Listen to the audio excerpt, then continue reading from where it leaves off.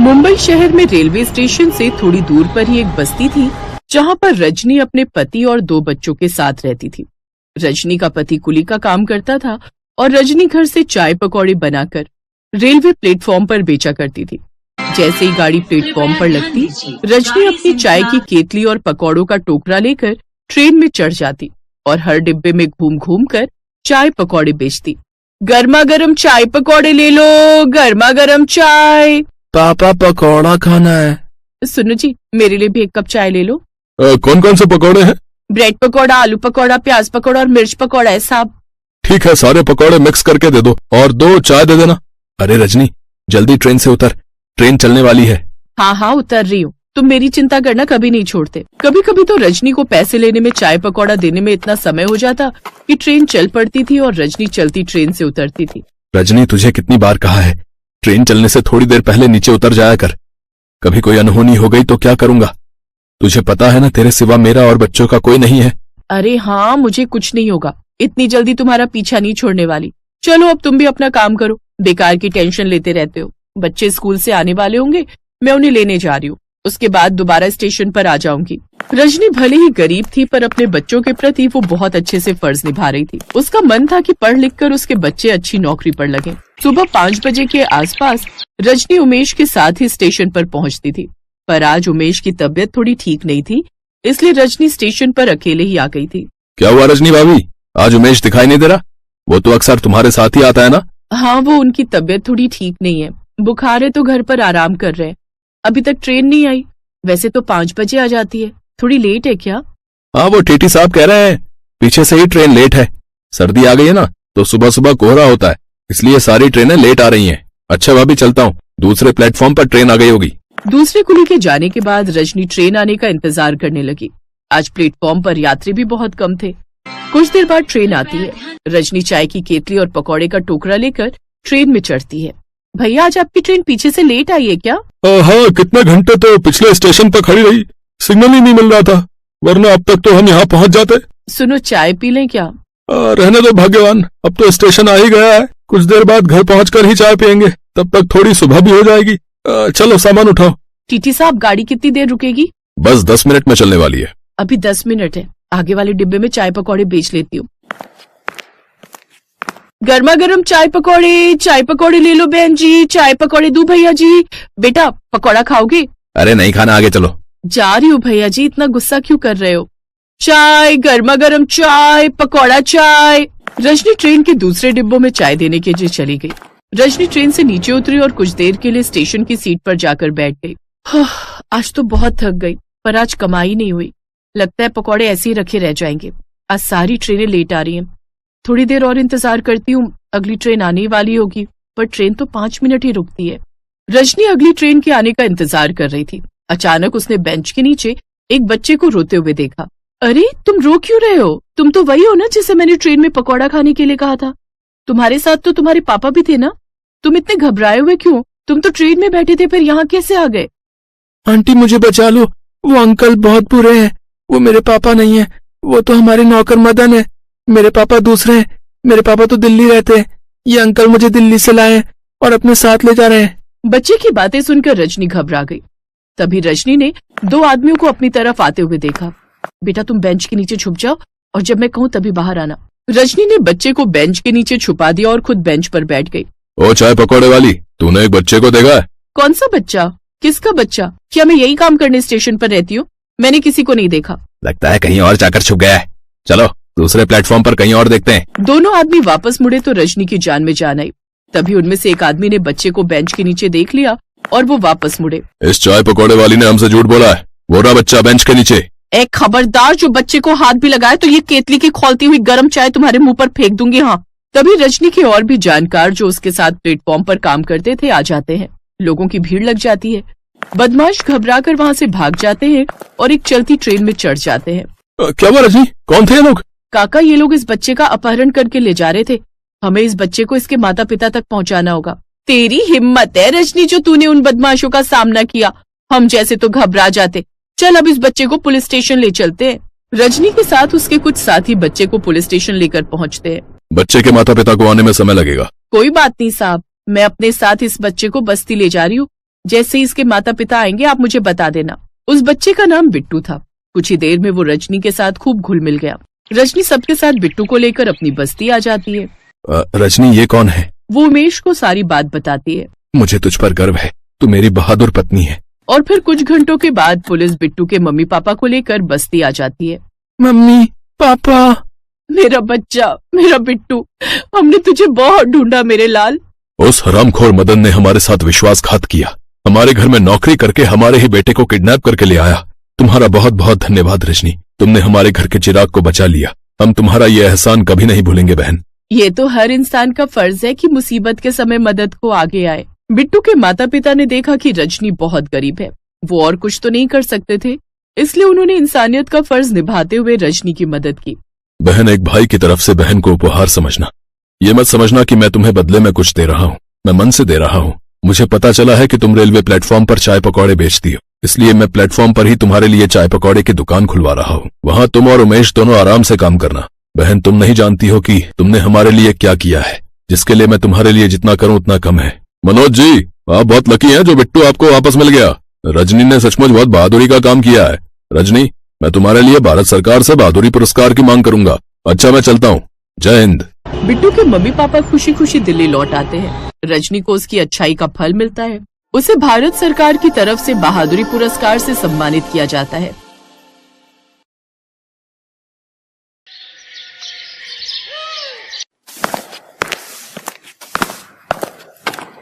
कविता, तू अभी तक झाड़ू ही लगा रही है और जल्दी जल्दी से हाथ चलाना, इससे पहले कि तेरे दोनों भाई उठ जाएं। जी भाभी। तभी कविता की छोटी भाभी रश्मि वहां आती है। कविता, ये क्या, तुम्हारा साफ सफाई का काम अभी तक खत्म नहीं हुआ? अच्छा ये सब छोड़ो, तेरे भैया उठ गए, उनके लिए जल्दी से चाय बनाकर ले आ, और हाँ, इसके बाद हम सबके लिए नाश्ता भी बना दे। हाँ, भूख तो मुझे भी लगी है। ऐसा कर, तू साफ सफाई के बाद नाश्ता बना ले, फिर अपने भाइयों के ऑफिस जाने के बाद बर्तन धो लेना और उसके बाद कपड़े धो लेना। बिन माँ बाप की कविता चुपचाप घर के कामकाज में लग जाती है। कुछ देर बाद वो सबके लिए आलू के पराठे और चाय लेकर आती है। ये लो अमित भैया, आपकी पसंद के आलू के पराठे और गर्मा गर्म चाय। कविता, तेरी दो भाभियां हैं, फिर भी हमारे लिए तू खाना क्यों बनाती है? भैया वो मैं वो बात ये है कि ननद जी को अपने भाइयों के लिए अपने हाथ से बनाया हुआ खाना खिलाना ज्यादा पसंद है, इसलिए वो हम दोनों को तो बनाने ही नहीं देती। क्यों कविता, ठीक कह रही हूँ ना मैं? अनीता कविता को आंखें दिखाने लगती है। हाँ भैया, अनीता भाभी एकदम ठीक कह रही है। दोनों भाई नाश्ता करके ऑफिस चले जाते हैं। फिर दोनों भाभियां भी नाश्ता करने बैठ जाती हैं। आखिर में जैसे ही कविता नाश्ता करने बैठती है तो छोटी भाभी रश्मि उसकी कुर्सी खींच लेती है, जिससे कविता नीचे गिर जाती है। तेरी औकात नहीं है कुर्सी पर बैठ के खाने की, चल नीचे बैठकर खा। और नहीं तो क्या, तुम्हारी हैसियत इस घर में एक नौकरानी से ज्यादा कुछ भी नहीं है। और हाँ, पहले ये वाला खाना खत्म कर। लेकिन भाभी, ये तो आप लोगों का जूठा खाना है। हाँ तो इसे तो तू अपनी खुशकिस्मती समझ कि झूठा खाना तुझे नसीब हो रहा है। चल अब खाना खाकर सारे जूठे बर्तन धो देना। अच्छा रश्मि, तूने कल रात बिग बॉस का एपिसोड देखा क्या? नहीं भाभी, मिस हो गया। वैसे अभी रिपीट आ रहा होगा, चलो ना चलकर देखते हैं। हाँ हाँ चलो चलो। दोनों भाभियां आराम से अपने कमरे में जाकर टीवी देखती हैं और बेचारी कविता अकेले घर का सारा काम करती है। ऐसे ही दिन बीतते हैं। एक रोज हम दोनों भाइयों को काम के सिलसिले में दूसरे शहर जाना है। हमारे मालिक एक नई फैक्ट्री झारखंड में लगवाना चाहते हैं। हम कुछ 2 महीनों के लिए वहीं रहेंगे।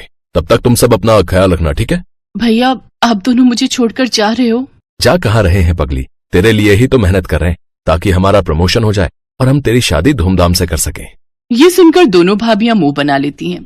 अपने पतियों के जाने के बाद तो अब वो दोनों कविता पर और भी जुल्म ढाती हैं। ऐसे ही एक रोज बाहर जोर की बारिश हो रही होती है। देखो भाभी, कितना सुहाना मौसम हो रहा है, क्या मजेदार बारिश हो रही है। हाँ रश्मि, और ऐसे मौसम में गर्मा गर्म चाय और पकौड़े हो तो मजा ही आ जाए। रुक, अभी उस महारानी को बोलती हूँ। कविता, अरे ओ कविता, कहाँ मर गई? जी भाभी, आपने बुलाया? वो मैं कपड़े उठाने गई थी। अच्छा ठीक है, चल अब जल्दी से हमारे लिए गर्मा गर्म चाय और पकौड़े बना कर ले आ। जी भाभी। कविता रसोई में जाकर पकौड़े बनाने लगती है। कुछ देर, हे राम, कहीं मैं पकौड़ों में नमक डालना तो नहीं भूल गई, एक चक्कर देखती हूँ। कविता जैसे ही एक पकौड़ा चखने लगती है तभी वहाँ उसकी छोटी भाभी रश्मि आ जाती है और वो उसे एक जोरदार थप्पड़ मारती है। बदतमीज, हमें जूठा खिलाती है, आज तो तू देख तेरी खैर नहीं। ये कहकर रश्मि उसे खूब मारती है। आवाज सुनकर अनीता वहाँ आती तो डर के मारी कविता अपनी बड़ी भाभी के पीछे छुप जाती है। भाभी, भाभी मुझे बचा लीजिए। अब बस भी कर रश्मि, अगर ये मर गई तो हमें जेल में सारी उम्र बितानी पड़ेगी। एक काम करते हैं, इसे घर से निकाल देते हैं, नहीं तो पता चले हमारे पति जो भी कमा रहे हैं वो आकर इसकी शादी में उड़ा दें। हाँ, ये तो मैंने सोचा ही नहीं। ये बात ठीक कही आपने। दोनों भाभियां बेचारी ननद को धक्के मारकर बाहर निकाल देती हैं। बाहर तेज बारिश हो रही थी। भाभी, भाभी मुझे घर से मत निकालो, इस बारिश में आखिर मैं कहाँ जाऊंगी। लेकिन वो उसकी एक नहीं सुनती और उसे घर से निकाल देती है। कविता बारिश में बचते हुए एक पेड़ के नीचे खड़ी हो जाती है और सारी रात उसी पेड़ के नीचे बैठकर रोती रहती है। ऐसे ही अगली सुबह हो जाती है। कविता को भूख लगने लग जाती है। बहुत भूख लगी है, ये सोचकर कविता कुछ खाने के लिए ढूंढते हुए सड़क की ओर आती है। ठेलों पर जाकर कुछ न कुछ मांगती है, लेकिन कोई भी उसकी मदद नहीं करता। कुछ देर बाद वो एक बूढ़े बाबा के ठेले पर पहुंचती है, जो कि पकौड़े बनाकर बेच रहा था। वो उसके सामने रोते हुए कहती है, बाबा, बाबा मैं कल से भूखी हूँ, मुझे बहुत भूख लगी है, मुझे ये थोड़े से पकौड़े दे दो, लेकिन मेरे पास पैसे नहीं है। उस बूढ़े व्यक्ति को कविता पर तरस आ जाता है और वो कुछ प्याज के पकौड़े चटनी के साथ उसे खाने को दे देता है। कविता को उन पकौड़ों को देखकर वो बात याद आ जाती है कि कैसे एक पकौड़े के पीछे उसकी भाभी ने उसे घर से निकाल दिया। क्या हुआ बेटी, तुम रो क्यों रही हो? अभी तो कह रही थी कि बहुत भूख लगी है। कविता रोते हुए उसे सारी बात बताती है। बेटी, तुम जवान लड़की अकेले कहाँ भटकोगी सड़कों पर? इससे तो बेहतर होगा तुम इस गरीब की झोपड़ी में चलकर रहो, मेरी बेटी बनकर। ऐसे कुछ दिन बीत जाते हैं। अब कविता उस बूढ़े बाबा के घर पर रहकर उसके खाने का ध्यान रखती, लेकिन एक रोज बूढ़े बाबा की तबीयत खराब रहने लगी, इसलिए अब उनकी जगह कविता उनके पकौड़ों का ठेला संभालने लगी। अब कविता उस ठेले पर प्याज के साथ मिर्च, आलू, पालक और गोभी के पकौड़े भी बनाकर बेचने लगी, जिससे उसके ठेले पर ग्राहकों की भीड़ काफी बढ़ गई। गर्मा गर्म पकौड़े खाने के लिए अब उसके पास लोगों की लाइन लगना शुरू हो जाती है। आइए आइए, गर्मा गर्म प्याज, आलू, पालक और मिर्च के पकौड़े खाइए। तभी मौसम सुहाना हो जाता है और इस सुहाने मौसम में भला कौन इतनी वैरायटी के पकौड़े नहीं खाना चाहेगा। अरे ओ पकौड़े वाली, बनाना तो 20 रुपए के प्याज के पकौड़े। हाँ, और मेरे लिए मिर्च के पकौड़े हैं। इस तरह उसके पास ग्राहकों की भीड़ लगना शुरू हो जाती है और जो भी उसके पकौड़े एक बार खाता वो बार बार जरूर खाता। भगवान की दया से मेरे बनाए हुए पकौड़े सब ग्राहकों को बहुत पसंद आ रहे हैं। अगर मेरा ये काम ऐसे ही चलता रहा तो बहुत जल्द मैं एक नया पक्का घर बनवा लूंगी। ये सब सोचकर कविता बहुत खुश थी। अगले दिन वो फिर अपना ठेला वहाँ लगाती है, लेकिन एक रोज तेज तूफान के आने के कारण उसके ठेले की छत उड़ जाती है और बारिश के कारण उसके सारे पकौड़े उसमें खराब हो जाते हैं। सब खत्म हो गया, इस बारिश ने सब खराब कर दिया। इस बारिश ने एक तरफ जहां कविता को रोजी रोटी कमाने से भी वंचित कर दिया था, तो वहीं दूसरी ओर उसकी दोनों भाभियां आराम से अपने लिए पिज्जा और पॉपकॉर्न ऑर्डर करके मजे से इस बारिश का लुत्फ उठा रही थी। वाह वाह, क्या स्वाद है इस पिज्जा का, और इस पॉपकॉर्न के तो क्या ही कहने। उधर रोती हुई कविता अपनी झोपड़ी में आती है, जहाँ सारी झोपड़ी में पानी आ गया होता है। अब पूरे घर में तो बारिश का पानी भर गया है। बाबा, मैं अभी ये सारा पानी उठाकर बाहर फेंक देती हूँ। कविता अपनी बदकिस्मती पर रोते हुए उस पानी को उठाकर बाहर की ओर फेंकने लगती है। कुछ देर बाद वो उस बूढ़े बाबा की ओर देखती है। नहीं, मैं इतनी जल्दी हार नहीं मान सकती। बारिश में तो लोग पकौड़ों के दीवाने होते हैं। ये बरसात का मौसम तो सबसे अच्छा मौसम है कमाई करने का, लेकिन मैं इसके पकौड़ों के साथ चाय बनाकर भी बेचूं तो? मेरे पास कुछ पैसे रखे हैं, उससे फिर से शुरू करती हूँ। कविता ने हिम्मत नहीं हारी और उसने अपने ठेले की मरम्मत करवाई और एक बड़े से तिरपाल के नीचे चाय पकौड़े बेचने लगी। बारिश में लोग उसके तिरपाल के नीचे आकर चाय पकौड़े खाने लगते हैं, जिससे उसकी बिक्री अब पहले से भी ज्यादा होती है। ऐसे ही कुछ दिन बीत जाते हैं। अब कविता दिन भर में 3000 रुपए कमाने लगी। एक रोज अमित और सुधीर कार से जा रहे थे, तभी उस ठेले पर उनकी नजर गई। अरे, ये तो अपनी बहन कविता है, लेकिन ये यहाँ फुटपाथ पर ये चाय पकौड़े क्यों बेच रही है? वो दोनों कविता के पास जाते हैं। अपने भाइयों को देख कविता फूट फूट कर रोती है। भैया, आप मुझे छोड़कर क्यों चले गए थे? देखो आपके बिना मेरी हालत कैसी हो गई है। लेकिन बहन, तुम्हारी ये हालत कैसे हुई? इसके बाद कविता सारी बात अपने दोनों भाइयों को बताती है। अमित और धीरज गुस्से में घर आते हैं। अनीता, अनीता, कहाँ हो तुम? लौट आए आप लोग? आप रुको, मैं अभी पानी लाती हूँ। लेकिन तुम क्यों लाओगी? वो कविता का है, उससे कहो। अब हम आपको क्या ही बताएं, उसने तो हमारी नाक ही कटवा दी। वो तो किसी लड़के के साथ भाग गई है। ये सुनते ही अमित ने अनीता को जोरदार थप्पड़ मारा। शर्म नहीं आती झूठ बोलते हुए?